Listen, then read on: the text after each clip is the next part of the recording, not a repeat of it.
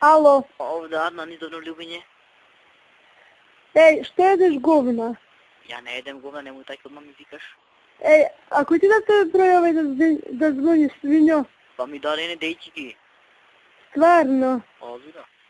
Aj ne jedi govna, džubre, sve sam verena i nema mi zvoniš svinjo. Ana, čekaj samo da ti kažem što si verena. Što? On te vara. Šta te boli briga, pa što kad može? Ne kad može, ali i ti njega varaš. I šta te briga iza mene? O tome je problem. Baš o Pa tome. tebe ne treba da jedeš govna, ti je čut. Samo sad nešto ti kažem. Kaži. Ja popravljam televizor. Kad I šta? Kad tamo dođe tvoja slika.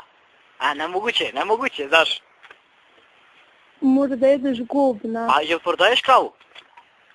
Govna prodajem. Nemoj da vikaj da jedem govna. Ej, slušaj, džubre, slušam puta zavrniš koji ti da broj ovaj. E pa čekaj ti kažem koji mi da dvori. Koji? Tvoj bivši švaljar. Aj povodi sad ko je to. Govna da se ne jedeš, to je taj. Ne, ti se šta si s njim radila. More svinjo pokvarena, džubre sta. Znaš, ja ću da zovem tvog verenika, pa ću da mu ovako sve ispričam na te nane.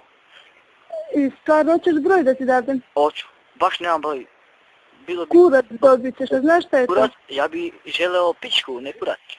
More svinjo, džubre pokvareno, Ja sam svinja, ja sam džubre, ja sam sve.